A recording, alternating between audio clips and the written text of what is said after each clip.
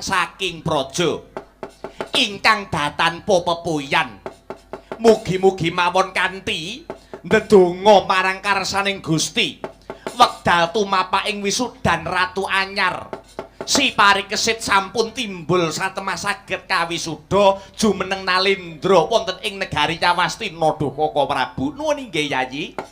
Sumangga ampun pedhot anggenipun nyenyuwun dhateng purbaning Gusti. Para Pandhawa boten milik kamukten negari Ngastina. Inggih negari Yawastina kala wau. Puntadewa anetepaken yen to negara Yawastina tinggalanipun Koko Prabu Duryudana, tinggalanipun kadang para Kurawa, badhe kula paringaken dumateng parikesit. Nuwun inggih pun paripurna duh Koko Prabu.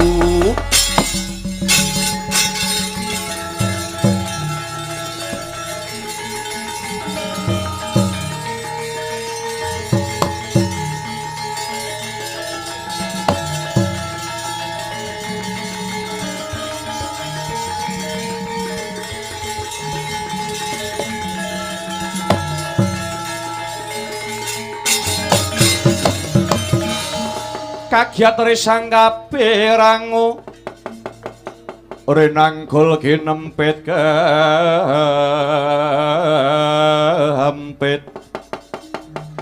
dosa ngretnaning bawana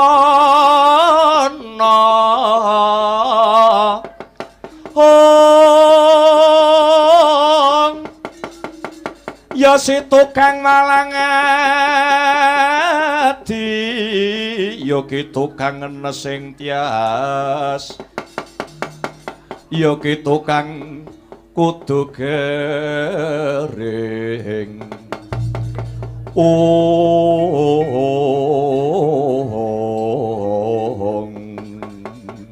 nggih nyuwun sewu Yayi keparenga Kang Raka ing Dwarawati nyuwun katerangan dasaripun menapa kok Yayi Puntadewa badhe amisuda pun parikesit anak Abimanyu putu panengah Pandhawa pun Arjuna.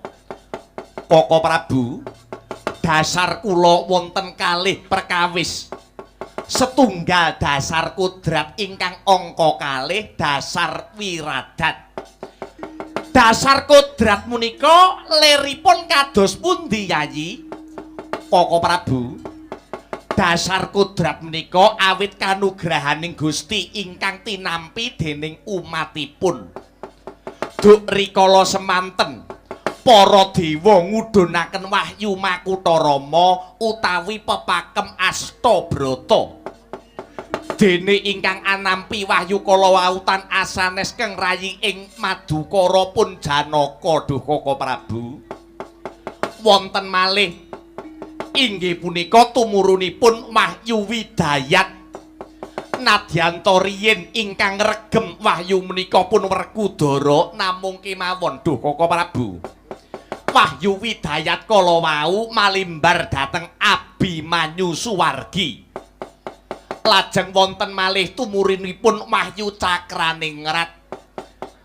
Wahyu Cakraningrat kalawa ingkang dipun tampi dening Abimanyu utawi Angka Wijaya. Kamangka Abimanyu piyambak inggih sampun gugur ing madyaning Tegal Kurusetra ing perang Baratayuda Jaya binangun Dukuni. Dados ingkang menang dados ratu ingkang punika putranipun Abimanyu, putunipun Kang Rayi Janaka inggih menika pun parikesit punika ingkang dados dasar kodratipun duh Koko Prabu. Mekaten Yayi, lakar kados mekaten. Menawi dasar wiradat punika jlentrehipun kados pundi? Dasar wiradat punika awit saking pambudidayaning manungsa. Trah Ngamarta kaliyan Trah Wirata menika inggih namung si parikesit jalaran. Abimanyu gadah garwa saking Wirata nenggih Dewi Utari ingkang nurunaken pun parikesit. Mongko sampun kathah pangorbananipun keng eyangpun Prabu Matswapati ing negari Wirata tumrap ungguling para Pandhawa ing madyaning perang Baratayuda Jaya binangun. Tedak turun ngamarta kaliyan Wirata inggih namung si Parikesit. Menika dasar wiradatipun Dokaka Prabu.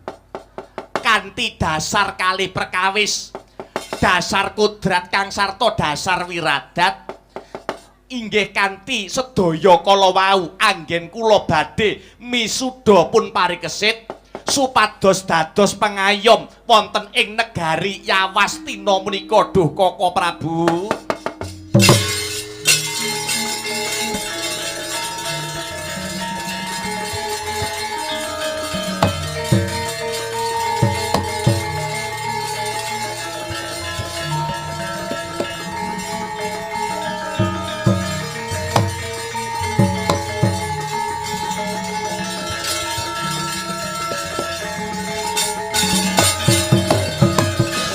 Sino karata mretar tamtu ning utama titi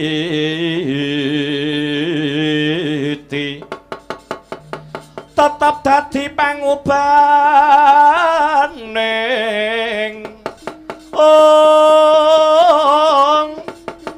wadya tentreming ati tamtu kena tinuk lato diasilir wulan dadari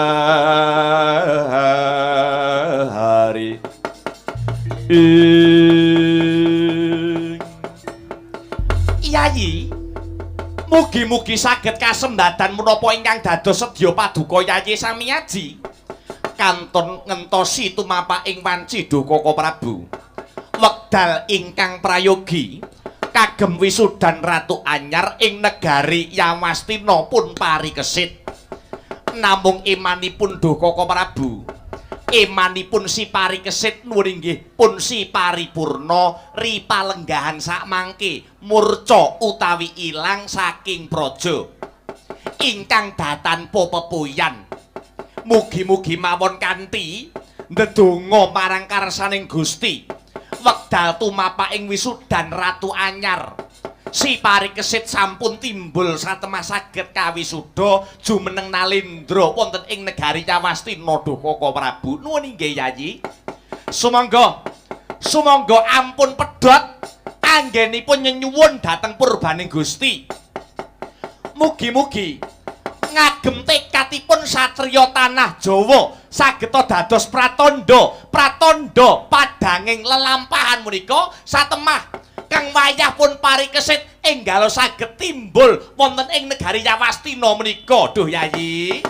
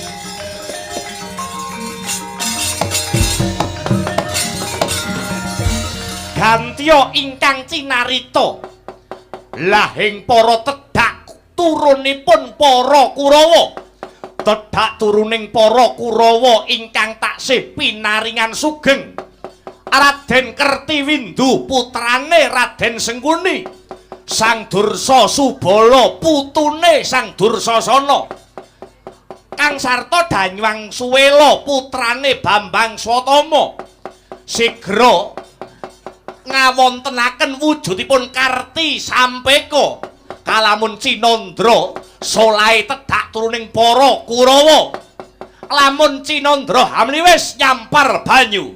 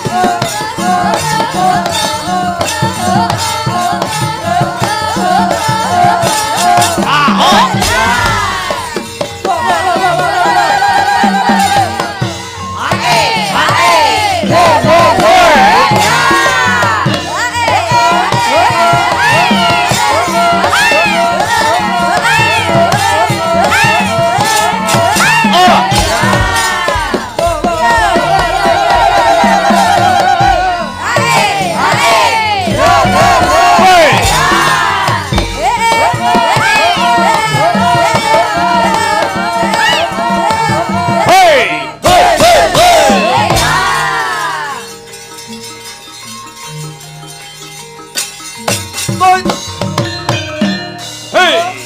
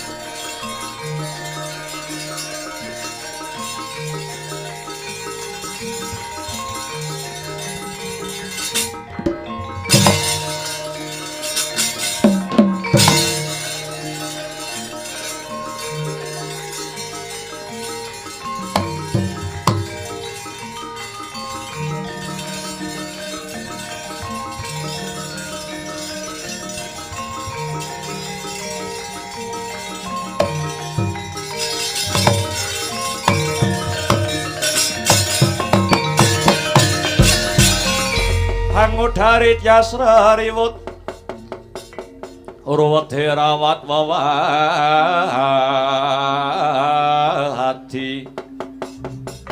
wedi lamun kauningan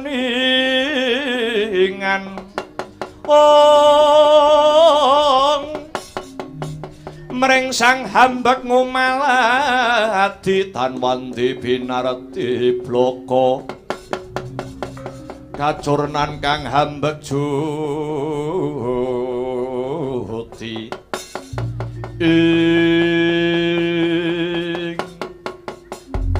ya jagat dewa Bathara ya jagat pangestungkara reca manik sejatining alam kang tinuding ing jagat kowe sing ana sak pengarepanku putune Dursasana anake Dursala kowe si Dursa Subala wonten tinimbalan ingkang adhawuh nimbali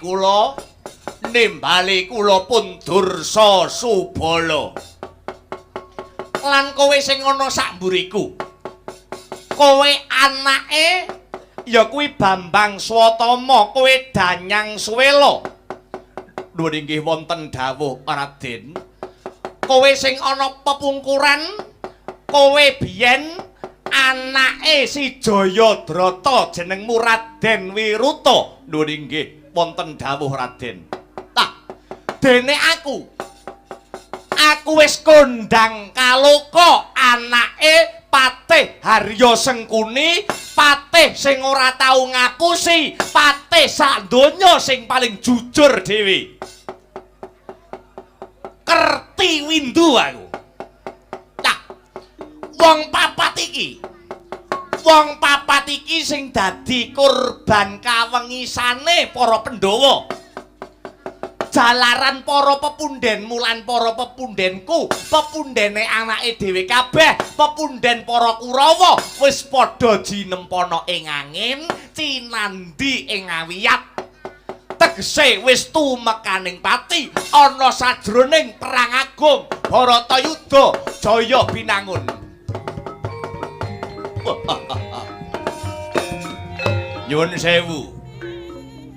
nyuwun sewu Kanjeng Eyang Raden Kertiwindu Duk rumuhun Sudarma Paduka Kanjeng Eyang nuwun inggih punika Patih Harya Sengkuni ingkang minangka tiyang sepuh panjenengan ingkang mateni ingkang nyedani sinten sing mateni bapakku Patih Sengkuni padha kaya sing mateni mbahmu Dursasana ya kuwi ora ana liya kejaba mung panenggak Pandhawa Siwerkudara bapakku dipateni kanthi cara sing kejem ora duweni rasa kamanungsan Dursa Subala dereng mangertos dedongenganipun Kanjeng Eyang kula pun Wiruta nuwun inggih dereng dungkap cariyosipun ya yen pancen kowe kepengin ngerti kepengin mudeng kaya apa to wengise Pandhawa kaya ngapa to kejeme para Pandhawa dina iki kowe kabeh Dursa Subala Wiruta kang sarta Danyang Swela bakale tak critani larah-larahe patine wong tuaku patine Sudarmaku Patih Sengkuni duk rikala ana ing perang Baratayuda Jaya Binangun duk kepungkur kaya mangkene critane kanthi laksitaning Jawata muga-muga kowe kabeh padha mangerteni padha dungkap kaya ngapa kejem lan mengise para Pandhawa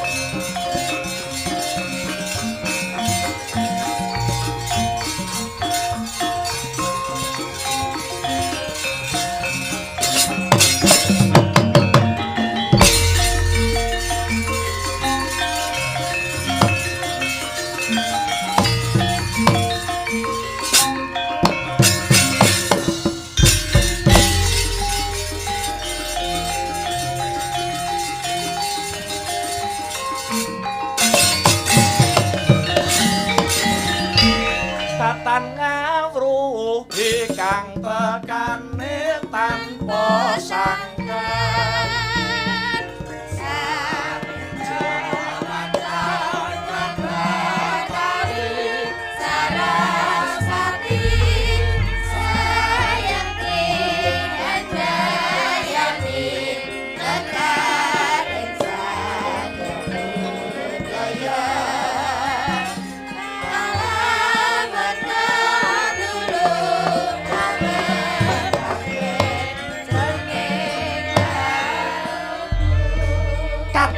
pun kakang Yayi pun kakang ora maido sepirata sungkawaning driya Yayi Werkudara merga tininggal gugur anakmu lanang sing banget kok dama-dama ya kuwi si Gatotkaca ana lelakon suluhan kepungkur nanging lelakon mau aja ta mung kandhek digetuni ya Di anak kuwi titipan saka Gusti Kang Maha Wikan yen sing nitipne wis njaluk sing dititipi ora bisa nggondheli Seno anakmu lanang si Gatotkaca wis mesem guyu ana kasuwargan jati Yayi Di perang Baratayuda Jaya Binangun iki durung rampung lho Yayi. Para Pandhawa ibarat nyabrang kali wis tekan tengah-tengah. Bacut ya teles bali sangsaya kebes.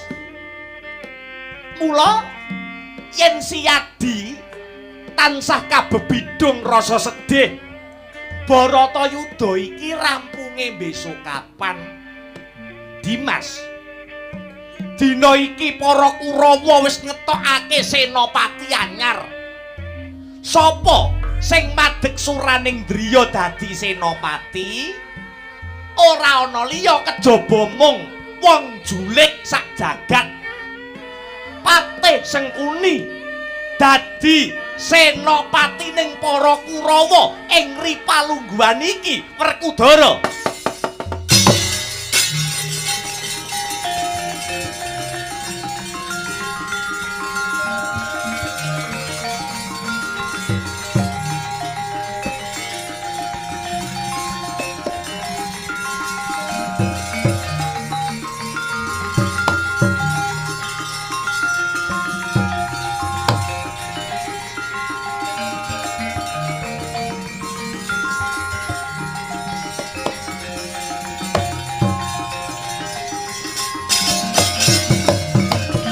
Sumangkah anggrus rusumbar lindu bumi kunjing Gumaludu guntur ketuk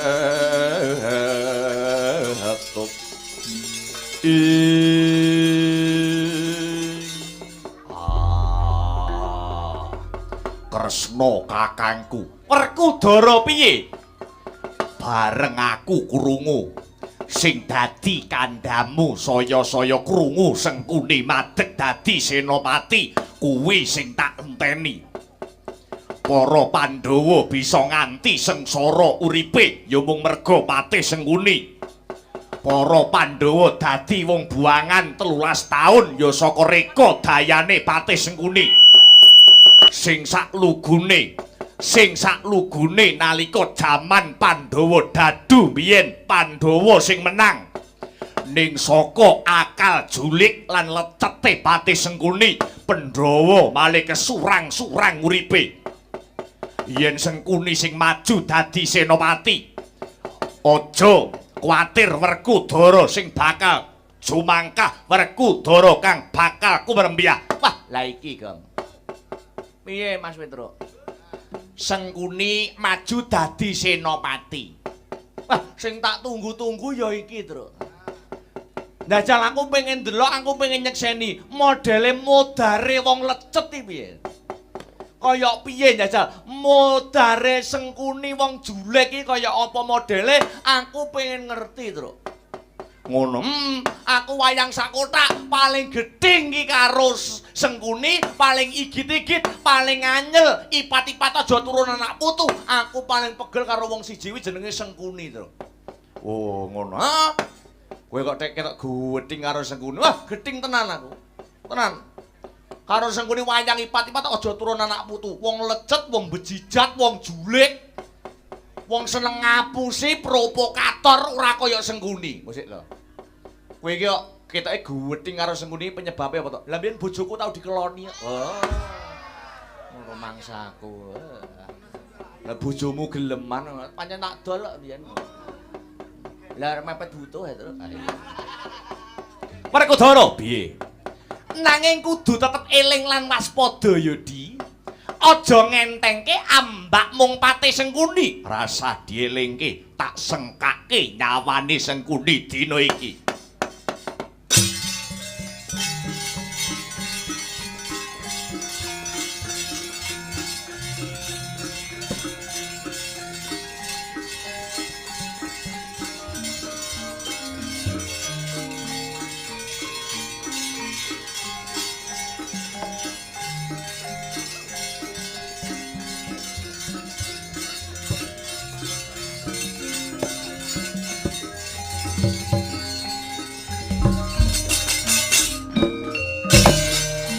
Ayo, Bang, jelas, Bang.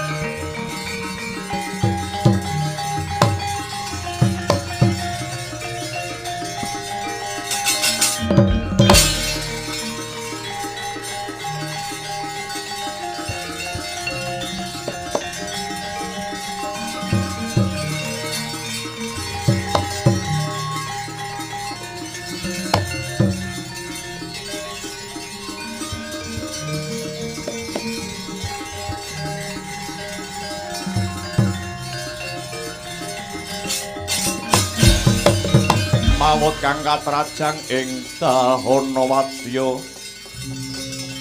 sanggep keprabon prangkang obra margata ing Ayo Werkudara. Dina iki ditentokke ana papan kene. Sapa sing bakal dadi pakan gagak batange? Ketokno kekuatan lan karosanmu.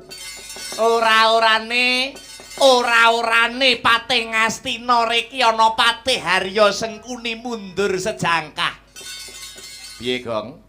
Wah, Sengkuni lek sumbar malah kaya wani dilat wesi abang, wani ngremuk wesi gligen. Wis sumbarne, omongane wong arep ninggal welingi ngono kuwi, Tru. Ngono wis sumbarne.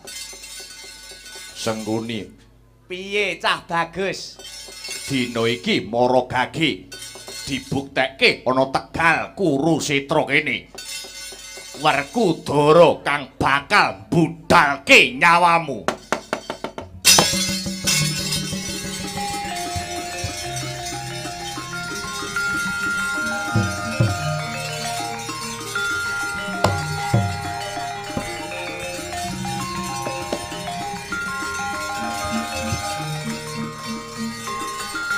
Ayo golek papan sing jembar.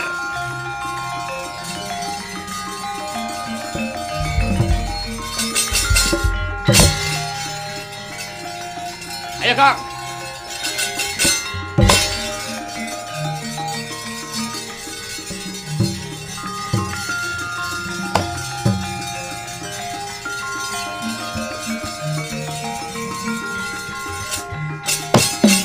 Ayo, jajalan ketokno kasektenmu, kaprawiranmu, kadigdayanmu.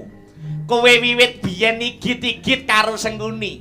Kowe wiwit biyen wis ngancam ngincim karo Patih Sengguni. Ayo, tumplaken kabeh kasektenmu, patenana Patih Sengguni. Cangkeme.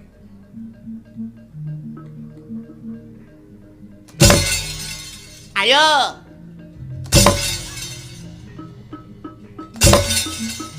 Ya, sirah.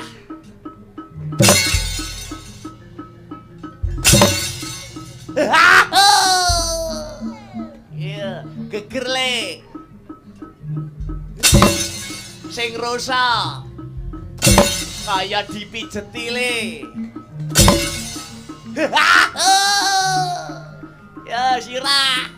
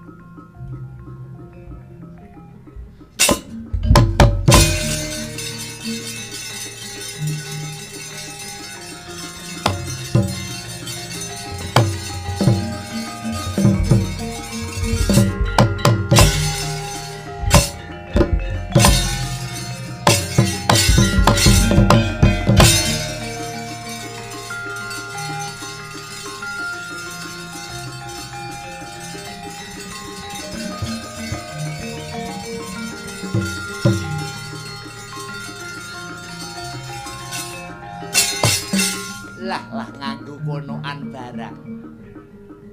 Ayo. Sirah le. Ya, sak banter-bantermu. Ciluba. Ya. Ciluba.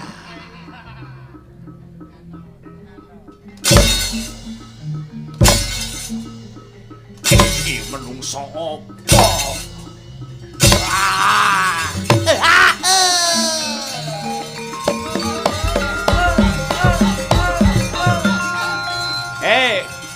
Werkudara dirancap gaman.